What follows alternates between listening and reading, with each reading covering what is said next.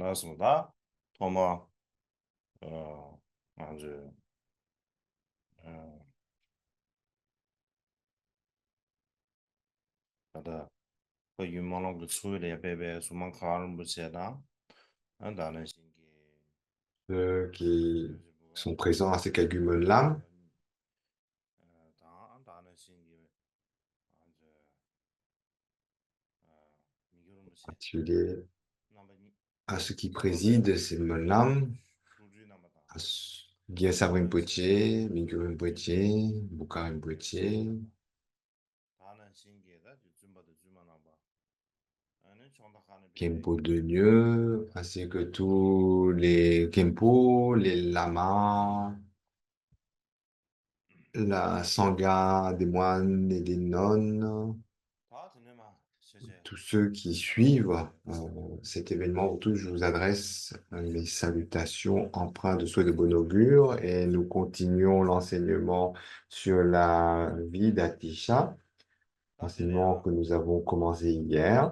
드린디 쉬야다 조지 남다 돔좀 쉬비미나 Et 다 조지 pour 남다 résumer la 조지 vie 마셰다 다 d'Atisha, 이게다 소 et 소리 pour 소 résumer sa 소리 biographie, jusqu'à l'âge de 미 10 ans, 미디나 il a 샤다 étudié la grammaire, 다네 l'artisanat et les 지리야 domaines 카레 courants de la 카레 체마다 connaissance. 됐어 링네 체마다 Ensuite, jusqu'à l'âge de 21 ans, il a étudié les grands domaines de la connaissance à l'époque, tels que l'épistémologie, la logique, et ainsi, jusqu'à l'âge de 21 ans, il était un dévot laïque.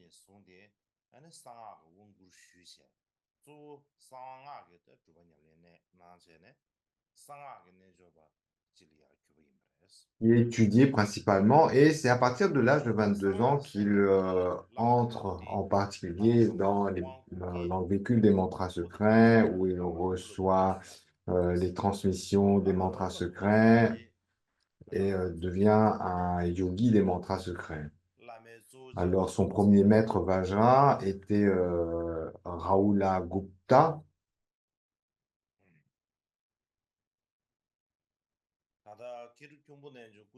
Donc, c'était aussi un Rahula Gupta, un maître principal du grand accompli et érudit Kyumpo Naljor. Alors, ce Kyumpo Naljor s'était rendu au Tibet et qui exerçait de nombreuses activités.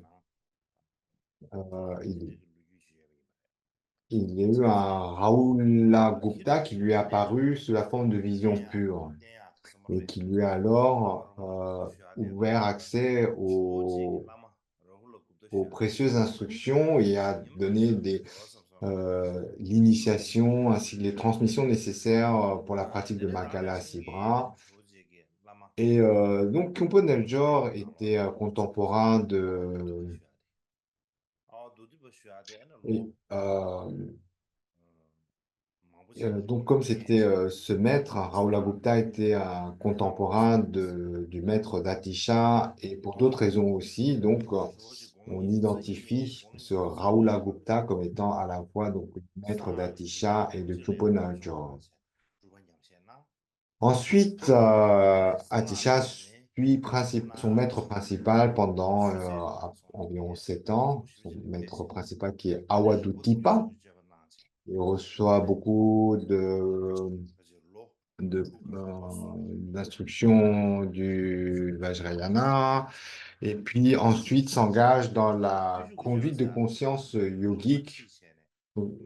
Suivant les sources, c'est pendant 6 ans, d'autres sources 3 ans.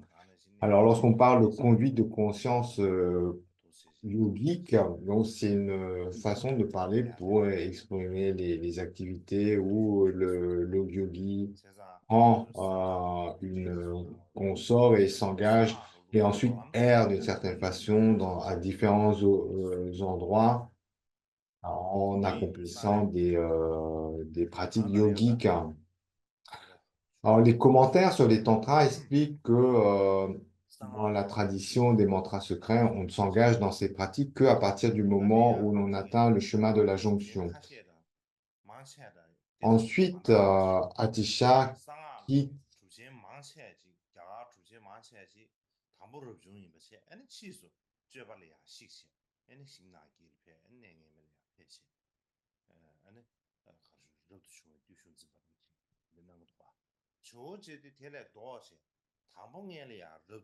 Alors, donc, habituellement, en fait, le yogi rentre dans la vie monastique et puis et seulement à la fin de leur cursus s'engage dans ces pratiques de conduite de conscience yogi. Atisha, lui, il a fait le contraire. C'est-à-dire qu'il a commencé d'abord par entrer dans ces conduites de conscience yogique et seulement après, il s'engage dans la vie monastique. Alors, à l'image du Bouddha qui renonce à la vie ordinaire à l'âge de 29 ans, eh bien, Tisha également quitte la vie ordinaire, sort de la vie ordinaire pour s'engager dans la vie monastique ou même à l'âge de 29 ans.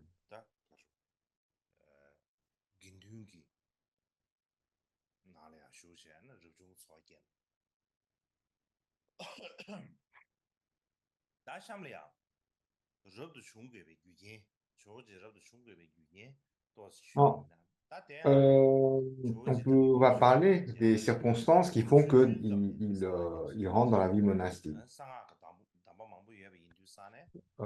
Donc, comme on vient de voir, dans sa jeunesse, Atisha pratique d'abord les mantras. Il reçoit beaucoup d'instructions auprès de maîtres, de grands maîtres, d'illustres maîtres accomplis, des mantras. Donc, c'est un sujet qu'il maîtrise bien. Et au départ, la pensée d'Atisha est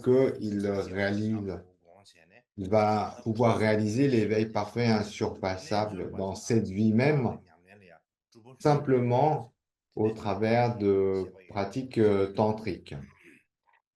Donc, il s'engage avec beaucoup de diligence dans ces pratiques tantriques, mais par la suite, il a des signes. Euh, une nuit en rêve, par exemple, parmi ces nombreux signes, une nuit en rêve, il voit Heruka qui vient dans le ciel, qui apparaît dans le ciel devant lui et lui fait la prophétie suivante. Il dit, fils de noble famille, tu ne parviendras nulle part au travers de ces conduites yogiques. Tu dois renoncer et entrer dans les ordres. En faisant ainsi, plus tard, tu auras beaucoup de disciples moines. Et aussi, une autre fois, un autre rêve encore plus incroyable. Donc, il était dans un grand temple et il y avait le Bouddha Shakyamuni, entouré par une grande communauté de moines pleinement ordonnés et ils étaient en train de partager le repas de midi. Atisha lui-même, dans ce rêve, était présent. Il était assis au bout d'une rangée, au bout de la rangée où se trouvait le Bouddha Shakyamuni lui-même. Et le Bouddha Shakyamuni regarde Atisha et dit, le problème, il le pointait du doigt. Et il dit, qu'est-ce qui s'est passé à cette personne pour qu'il ne soit pas devenu, qu'il n'ait pas pris les vœux? Donc ça, c'était un autre signe. Et encore un autre. Une autre nuit, il a en rêve le Bouddha Maitreya dans un temple. Alors, habituellement, Maitreya est représenté portant les ornements des bodhisattvas, les robes de bodhisattva, les ornements de bodhisattva. Donc, habituellement, c'est ainsi qu'on représente Maitreya. Mais dans ce rêve, il voit Maitreya portant les robes monastiques dans un monastère, dans un temple. Donc, dans ce temple, il voit Maitreya portant les vêtements de moine. Et le Bouddha Maitreya lui dit, oh, ce lieu est un lieu réservé pour les moines, un lieu monastique. Ce n'est pas ta place. Il dit, toi, donc, donc, tu n'es pas monastique, tu es un pratiquant laïque, donc ta place n'est pas ici. Et en fait, des signes de ce genre, Atisha en a un certain nombre. Si bien qu'au bout d'un moment, il est décidé à entrer dans les ordres, à prendre les vœux monastiques. Et ensuite, à Nalanda, il rencontre un propriétaire qui avait donc louait des chambres pour les personnes qui venaient à Nalanda et qui était très très expert dans les dharmas. Et notamment, il avait beaucoup appris au travers des moines ou des érudits qu'il accueillait dans son auberge. Et donc, Atisha lui demande, parce qu'à cette époque, à Nalanda, il y avait beaucoup d'écoles différentes pour transmettre les vœux de moines. Et il demande à ce propriétaire d'auberge quelle, à quelle école il doit s'affilier pour prendre les vœux de moine. Et donc, le propriétaire de l'auberge lui dit, as-tu l'intention d'abandonner le Vajrayana ou non? Et Atisha lui répond non, il n'a pas l'intention d'abandonner les pratiques du Vajrayana. Et l'aubergiste lui répond non, et par conséquent, prend les vœux de moine suivant la tradition de l'école Mahasanghika.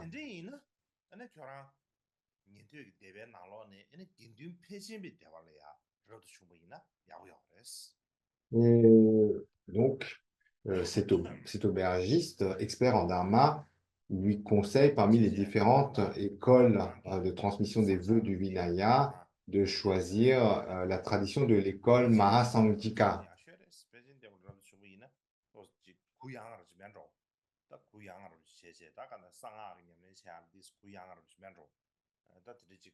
Donc, c'est la raison pour laquelle Atisha prend les vœux du Vinaya, les vœux monastique sur la tradition de Mahasanghika. Donc, probablement qu'à cette époque, l'école Mahasanghika était celle qui était la plus souple par rapport aux règles du Vinaya, de sorte que euh, le souple dans le sens où, par rapport aux pratiques du Vajrayana.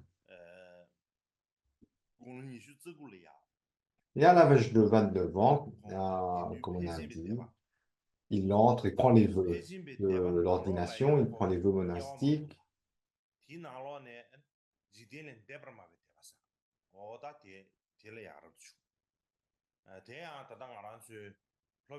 Donc, il prend l'ordination au temple du Mahamodhi auprès du maître Shilarakshita, donc, qui était un grand maître du Vinaya de la lignée de Mahasanghika. Et notamment, c'était une lignée, parce que même au sein de la tradition Mahasanghika, il y a différents courants. Et le maître Shilarakshita, qui transmet les vœux à Atisha, était l'abbé qui venait de la lignée de Buddhajana. Et Buddhajana qui était notamment réputé pour avoir atteint le chemin de la jonction. Et Atisha reçoit le nom de Dipankara Sri Jana. En fait, dans la tradition de la lignée de Buddhajana, était donc pour tous les moines qui prenaient les vœux dans cette tradition, recevaient un nom de moine qui se terminait par Jana. Comme le maître était Bouddha Jana, il recevait un nom qui se terminait par Jana. Donc c'est la raison pour laquelle dans le nom de moine de Atisha, on a donc Dipankara Sri Jana. Le nom se termine par Jana. Et Drôme Tonpa également, dans ses louanges à Atisha, exprime le vers suivant. Sans attachement au plaisir sensoriel, il a quitté la richesse de la royauté et est devenu moine de l'école Mahasanghika. Je rends hommage au glorieux Atisha. Et à partir du moment où il prend les vœux monastiques, il les suit de façon extrêmement scrupuleuse. Donc, pour vous donner une idée de à quel point il était scrupuleux, eh bien, il s'abstenait même de consommer une fleur qui aurait poussé d'un pot d'argile. Alors pourquoi? Simplement parce qu'à l'époque, les pots d'argile étaient utilisés au départ pour contenir de la bière, de l'alcool.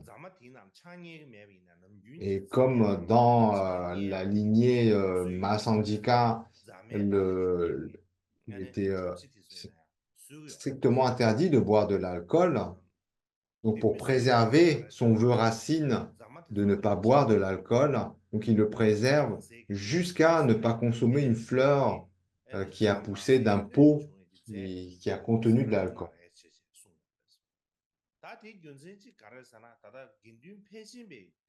Donc,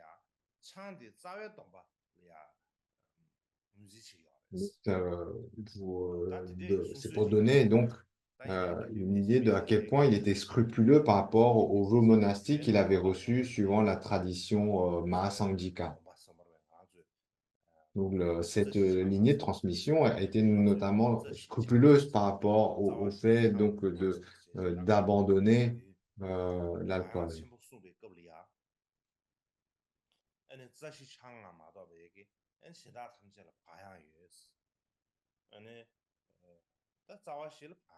En, en fait, dans les vœux racines des moines, donc il y en a principalement, il y en a quatre, et le cinquième étant le fait de ne pas prendre d'alcool, mais vraiment dans les vœux racines, donc il y en a quatre. Et donc, suivant certaines lignées, même si ne pas boire de l'alcool fait partie des vœux racines, euh, les, véritablement, les vœux racines sont les quatre donc les quatre autres qui n'incluent pas le vœu de prendre de l'alcool. Et par conséquent, le fait de ne pas boire de l'alcool en tant que vœu racine, suivant les lignées de transmission, est accepté avec plus ou moins de souplesse. Mais dans la tradition Mahasandika, ce vœu était considéré de façon très stricte. Donc, comme on a évoqué, le nom monastique, c'est Dipankara Sridhana.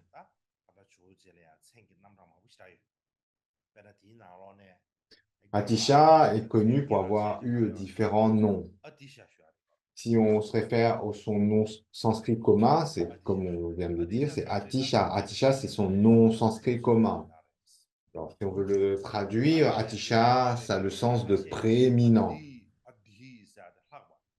Alors, il y a d'autres explications concernant son nom. Donc, dans Atisha, le A signifie grand yogi, Ti signifie grand pandita, et Sha signifie grand moine.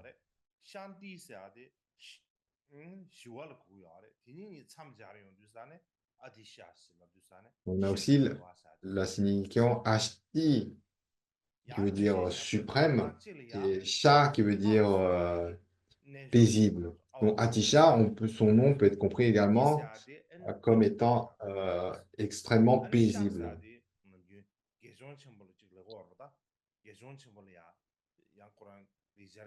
Donc il y a ces deux.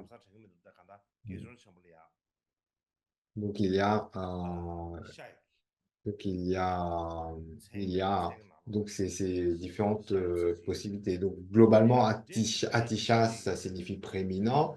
Si donc, par la décomposition du sanskrit, on peut comprendre aussi comme étant extrêmement, comme signifiant extrêmement paisible.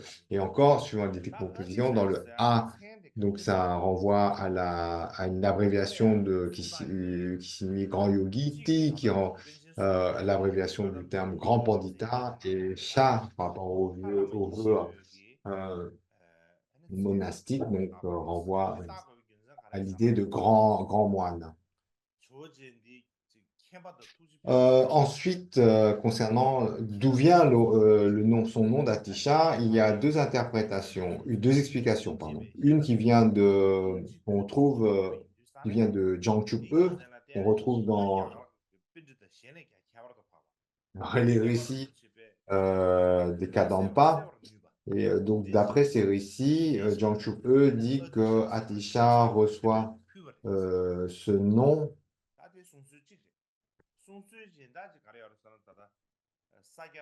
Oh, pardon. Non, c'est le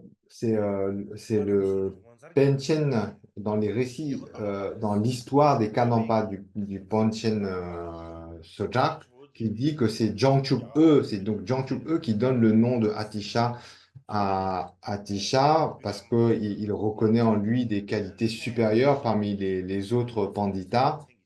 Et en raison de ces grandes qualités, comme pour exprimer la louange, il donne le nom de Atisha à Atisha. Alors ensuite, dans l'histoire Kadampa, mais dans la version de Kunse, donc pas dans la version du Panchen Sheda, dans l'autre version de l'histoire des Kadampa, euh, on dit que c'est le roi Dharmapala qui, en voyant les qualités de Atisha, lui donne ce nom. Il l'invite d'abord à Vikramashila et lui donne le titre de Atisha. Alors, du fait que, au niveau de l'histoire, la dynastie Pala du roi Dharmapala, donc il y a comme on- il y a un doute par rapport il n'y a pas un accro, enfin voilà, par rapport au temps, le Dharmapala étant du 8e siècle, il semble donc par conséquent que plus logique l'explication de pardon, l'explication que moi c'est Jiangchu-e qui donne le nom de Atisha à Atisha plutôt que le roi Dharmapala.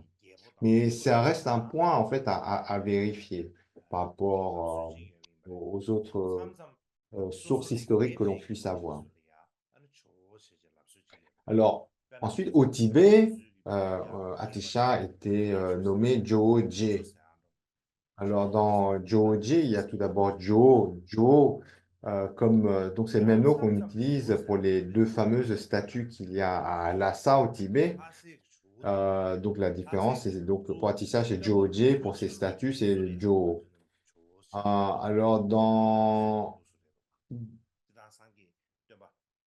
Alors, Jo, on dit ça vient du terme sanskrit, ou ça traduit le terme sanskrit Swami. Alors, d'une façon générale, Jo, c'est le nom qu'on donne à quelqu'un qui, comme un roi ou un leader, ou quelqu'un qui est plus âgé que nous, comme pour dire grand frère. Donc, on utilise aussi le mot Jo pour parler de son grand frère, par exemple. Euh, on l'utilise aussi pour parler d'une statue de Bouddha portant les ornements du Sambhogakaya, comme les statues Jo à Lhasa. Et J, c'est comme donc le terme Jo, c'est vraiment un mot de louange, un mot de grand respect. Euh, et par conséquent, le fait que Atisha soit surnommé Joje au Tibet, c'est l'expression d'une immense estime, d'une estime particulière. Donc ça exprime également une gratitude, un sentiment d'affection. Donc c'est à la fois le respect et une grande affection.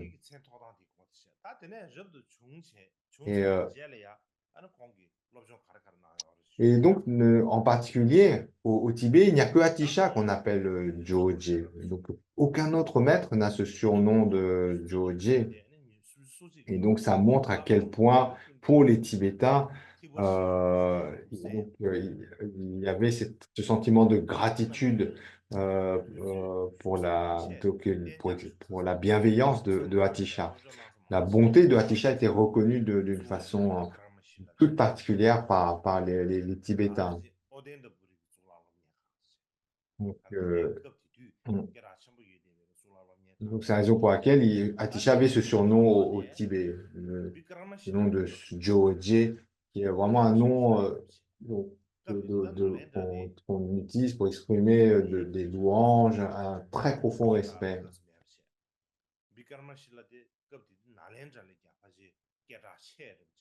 Ensuite, Atisha a étudié jusqu'à l'âge de 31 ans de nombreux textes du Mahayana auprès de différents grands maîtres. Il a étudié à Vikramalashila et à Odantapuri. Donc, une fois qu'il a pris les vœux monastiques, il a étudié de grands nombres de textes du grand véhicule, auprès de nombreux grands maîtres. Et lorsqu'on parle de Vikramashila, il convient de savoir qu'à cette époque, Vikramashila était encore plus célèbre que Nalanda, que l'université monastique de Nalanda. Il est, alors ensuite, concernant le Odantapuri, c'est un lieu qui est plus difficile pour nous à localiser exactement. Mais beaucoup pensent que il est assez proche de Bodh Gaya. Euh, Quoi qu'il en soit, donc c'est à la fois donc Vikramalashila et Odantapuri étaient localisés. Donc si on se réfère à l'Inde de nos jours, Vikramashila vers l'ouest Bengale et Odantapuri dans le Bihar.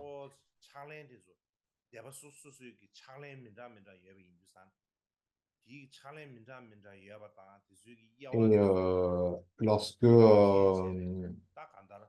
Atisha était à Vikramalashila, il étudiait auprès de l'abbé Shilarakshita. Et notamment, en fait, c'est comme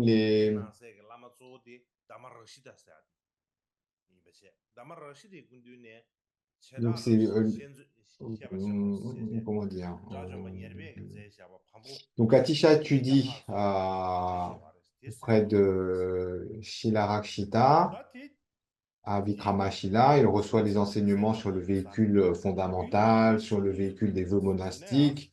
Donc à l'époque, comme on avait dit, il y a différentes écoles, notamment il a étudié les 4 écoles que sont Mahasangika, le Theravada, Samatya, Sarvastivada.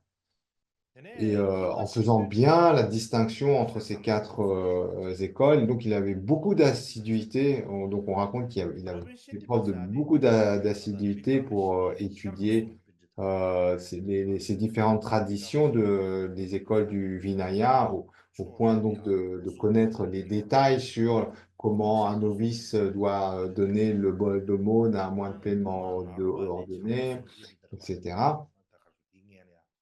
Et à Odantapuri, il étudiait avec Dharmarakshita. Et il étudie notamment le trésor, donc les traités de l'Abhidharma, les traités, les 800 fascicules composés par l'Arat Upagupta. Donc ces traités, en fait, constituent le socle commun des 4 écoles qu'on a citées. Et, et habituellement, on dit que ça prend 12 ans pour étudier tous ces traités sur l'Abhidharma. Et que Atisha, il était tellement assidu il n'a mis que 7 ans. Et puis aussi, on dit qu'il n'a étudié que 6 jours par semaine. Euh, et, donc, Moklepe Sherap, il explique cela par le fait qu'il ne pouvait pas consacrer toute la semaine, 7 jours en entier, à l'étude des enseignements du véhicule fondamental. Euh, et puis ensuite, concernant les textes du Mahayana, les écritures du grand véhicule, il les a étudiés auprès de Shantipa. Shantipa était le grand érudit, le grand pandita qui gardait la porte est de Vikramashila. Il était appelé l'omniscient l'omniscient de l'âge des conflits. Et, et beaucoup de maîtres tibétains, incluant Jogmi Lotsawa, Marpa Lotsawa et Goku Karapa, Latse, parmi d'autres grands maîtres tibétains, ont étudié auprès de Shantipa, de sorte que dans la culture philosophique tibétaine, culture bouddhiste, il y a une grande contribution qui vient de chant du maître Shantipa.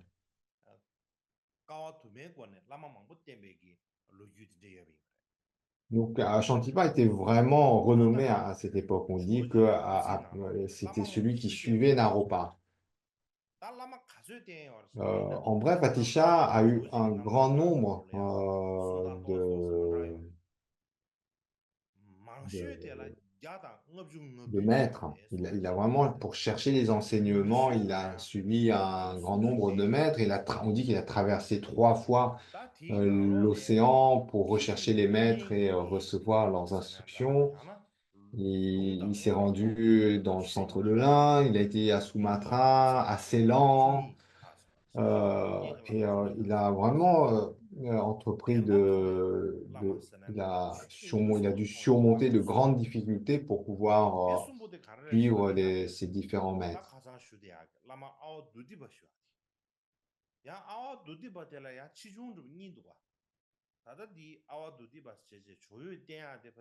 Alors, euh, il a, donc parmi ses nombreux maîtres, euh, il y avait, donc on en distingue 12 qui ont été considérés à la fois comme érudits et accomplis, comme des Mahasiddhas. Euh, et on dit aussi des maîtres qui sont qui étaient à la fois érudits dans les écritures, mais dans la réalisation de ces écritures. Euh, et notamment, on dit 3 qui ont vu la nature de la réalité. Et parmi ces 3, il y avait Aywadutipa et Kamalarashita et, euh, et puis le jeune Dombipa, qui était disciple de Naropa. Alors ensuite, lorsqu'on parle de Awadutipa, comme on avait évoqué tout à l'heure, pendant il étudiait Mantra, il y avait son maître Awadutipa, mais là on parle d'un jeune Awadutipa. Euh, donc ça, ensuite,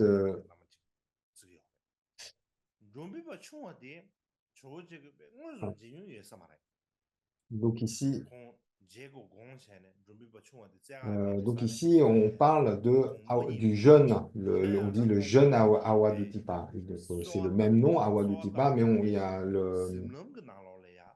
l'attribut jeune. Voilà. Donc de tous les nombreux maîtres qu'il a, on considère qu'il y en a 3 qui ont vu la réalité des choses. Le premier, c'est le jeune Awadutipa.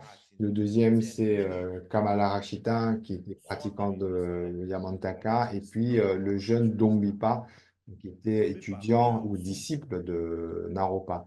Et notamment, il a étudié la voie du milieu par Awadutipa. Quant à Kamala Rakshita, lui était, son courant philosophique était celui de l'école de l'esprit seul, mais Kamala Rakshita devient également voie du milieu. On dit qu'il devient, lorsqu'il atteint le chemin de la vision. Euh, au troisième, le jeune Dongbipa, Atisha ne le rencontre pas en personne, mais euh, au travers de visions oniriques. Notamment, il le voit dans un rêve, il voit trois moines, un moine principal accompagné de deux disciples, le moine principal étant le jeune Dongbipa. Et les trois, en fait, tiennent des coupes crâniennes remplies de chair humaine. Ils sont en train de manger de la chair humaine et sur le coup, Atisha ressent comme une perte de foi, de confiance, en disant, mais ce que vous faites, c'est une transgression c'est une transgression par rapport au monastique. Donc, c'est trois moines qui mangent de la chair humaine. Et là, le jeune Dongmipa, il lui dit, est-ce que le Bouddha a de la confusion? Et là, Tisha répond, non. Et là, Dongmipa lui dit, alors tu dois aussi manger. Et il lui donne la main humaine et il lui dit de le manger. Et puis Atisha le mange jusqu'à arriver au niveau des doigts. Et là, il rentre dans un samadhi. Jusqu'au crépuscule, il est dans un état de concentration méditative particulier, si bien qu'il se demande est-ce que ce samadhi, c'est le résultat de la bénédiction des Bouddhas et Bodhisattvas, ou alors c'est la bénédiction du jeune Dongmipa.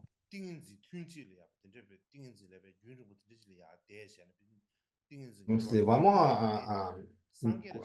un samadhi qui a duré longtemps, jusqu'au coucher du jour. Et il était donc un peu dans ce doute.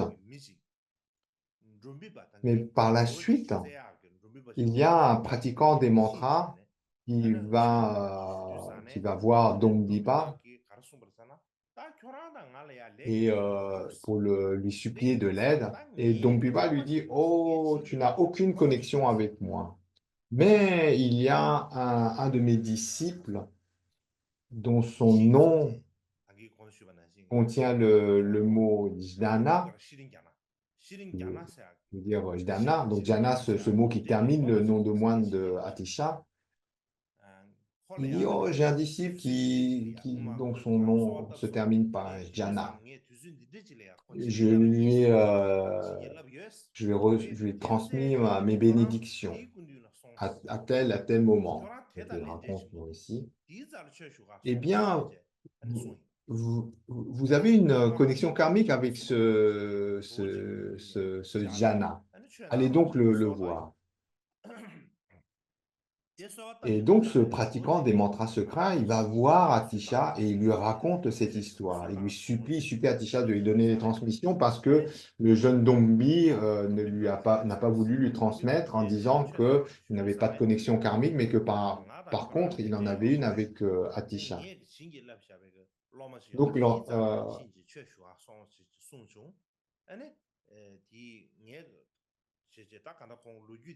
Donc, ce pratiquant des mantras secrets supplie Atisha de lui donner les transmissions et il lui explique le contexte que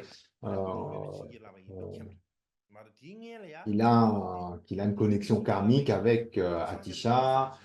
Et donc, quand Atisha apprend que c'est le jeune Dongpipa qui lui a raconté tout ça, donc il lui a dit que ce pratiquant n'avait aucune connexion karmique avec Dongpa lui-même, et qu'il en avait avec Atisha, et qu'il avait transmis les bénédictions à Atisha suivant de telles circonstances. Et là, à ce moment-là, Atisha, qui n'avait jamais physiquement rencontré le jeune Dongbipa, comprend alors par le récit du pratiquant tantrique, du pratiquant des mantras, qu'il avait effectivement reçu les bénédictions de Dongbipa au travers de ce rêve. Alors ensuite, lorsque l'on parle des maîtres auprès de qui il a reçu les instructions, ou il a reçu la bodhicitta, l'esprit d'éveil, on parle de principalement trois maîtres. Il y a Dharmarakshita, Maitri Yoga et Suvarnadvipa Dharmakirti. Les deux premiers sont bien connus par rapport aux instructions Kadampa. Donc, ce sont des maîtres qui sont bien décrits dans ces instructions. Alors, tout d'abord, le premier, Dharmarashita, d'après des récits oraux, c'était quelqu'un donc il y avait, donc, d'après des récits transmis de bouche à oreille, il y avait un homme qui était tombé très malade et qui avait besoin de chair humaine et de sang pour guérir de sa maladie. Et lorsque Dharmarashita a, a appris cela, sans hésitation, il coupe une partie de sa propre chair pour le lui donner. Alors pour nous, ce genre d'histoire, ça sort un peu de notre compréhension, de notre entendement. Comment est-ce qu'on peut ainsi couper sa propre chair et son sang pour le donner à quelqu'un sans réfléchir? Lorsqu'on entend une telle histoire, on se demande est-ce que c'est possible ou pas? Comment est-ce qu'une telle histoire peut être vraie?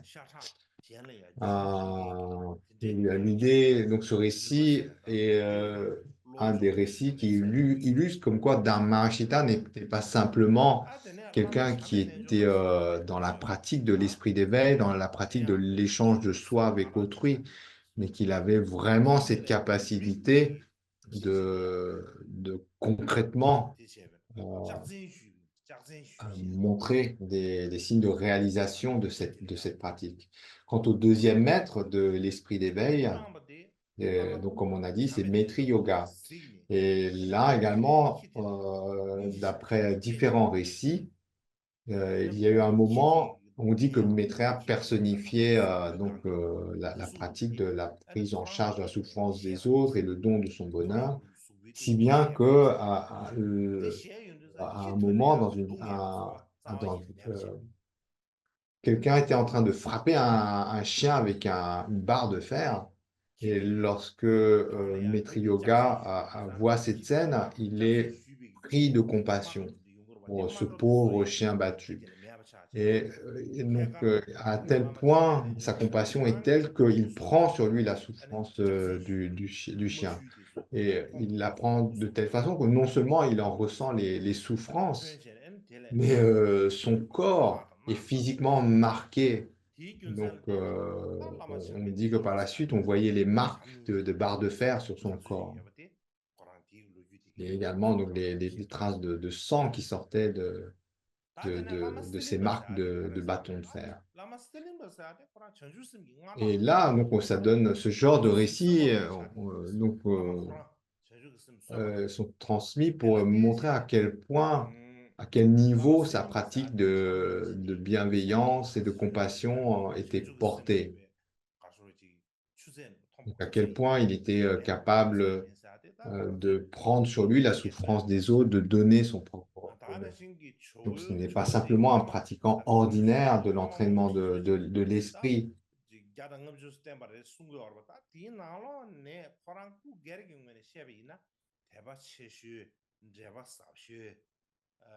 Et quant au troisième, c'est Survanadvipa. Alors ça, c'est vraiment un maître particulier. On dit que parmi tous les nombreux maîtres que Atisha a eu, celui pour lequel il a une un respect, une gratitude toute particulière, eh bien, c'est ce maître-là, Survanadvipa. Il était la personnification de l'esprit d'éveil, de la bodhicitta. C'était comme un bodhisattva vivant.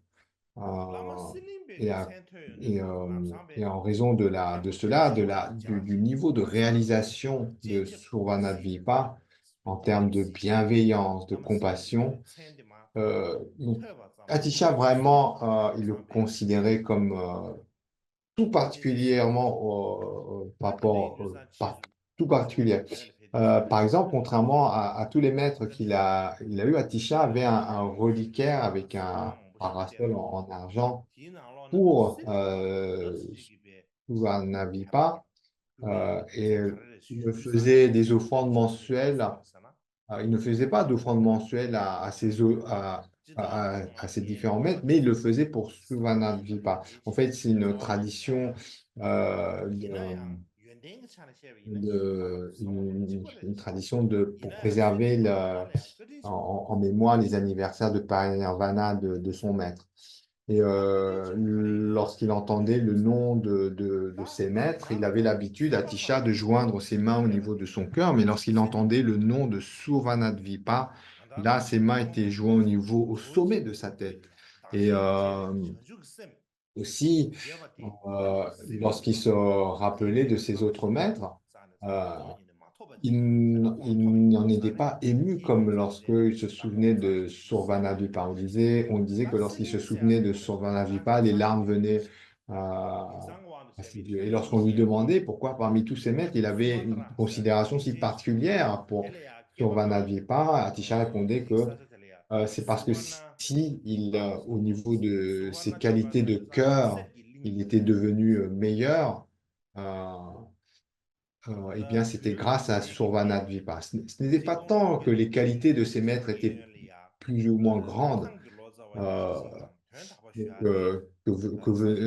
qu'il avait différents degrés de dévotion. Ce n'est pas du tout ça. Ça n'a rien à voir avec les qualités des maîtres. Mais donc l'estime particulière qu'il avait pour Survanadvipa, c'était parce qu'il avait été d'une bonté particulière avec lui.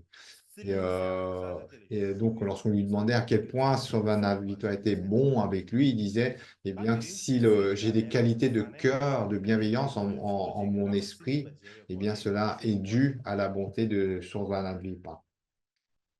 Et également, il a dit que sans Sovanadipa, il n'aurait pas eu cette bodhicitta, cet esprit d'éveil qui s'appuie sur l'échange de soi et les autres. Alors, Survanavipa, c'est le nom de l'île de Sumatra. Donc, de nos jours, on parle de l'Indonésie. Et donc, d'une certaine façon, Survanavipa, comme le maître venait de cette île-là, il avait ce surnom.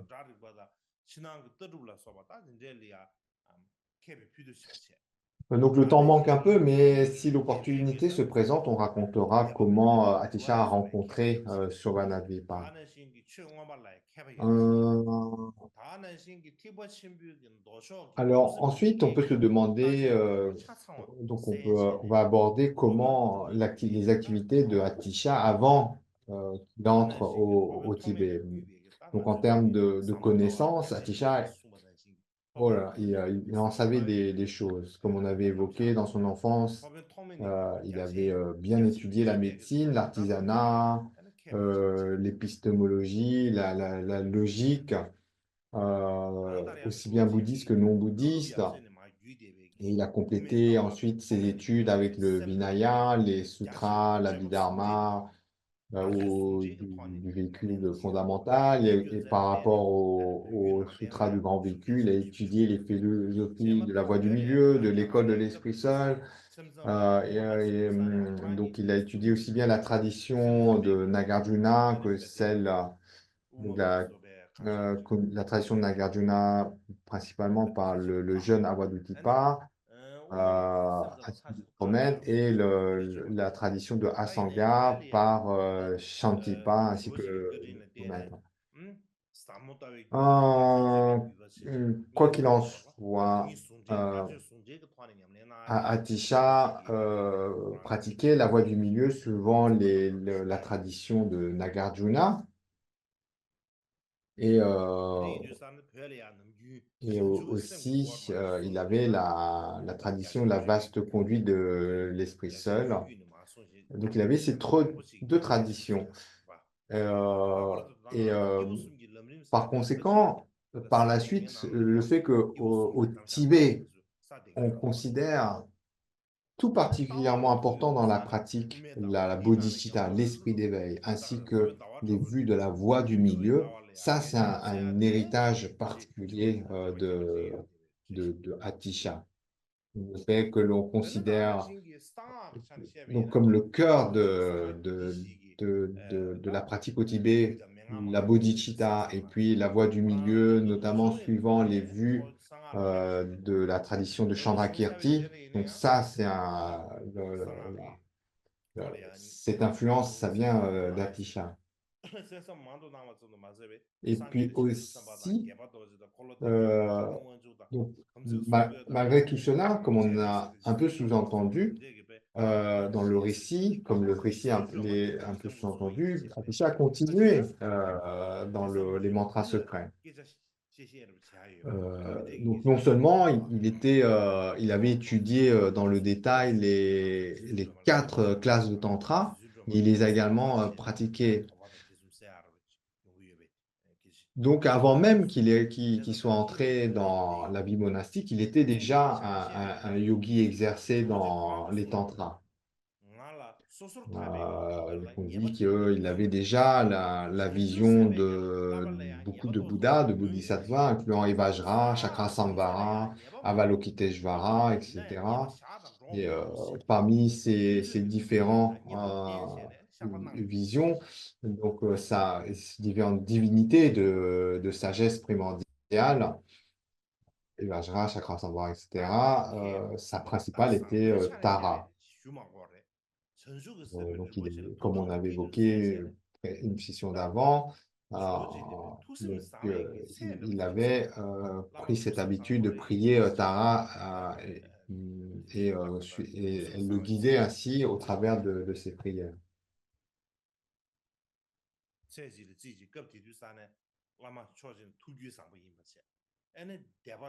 Et aussi, en termes de vœux monastiques, Atisha disait une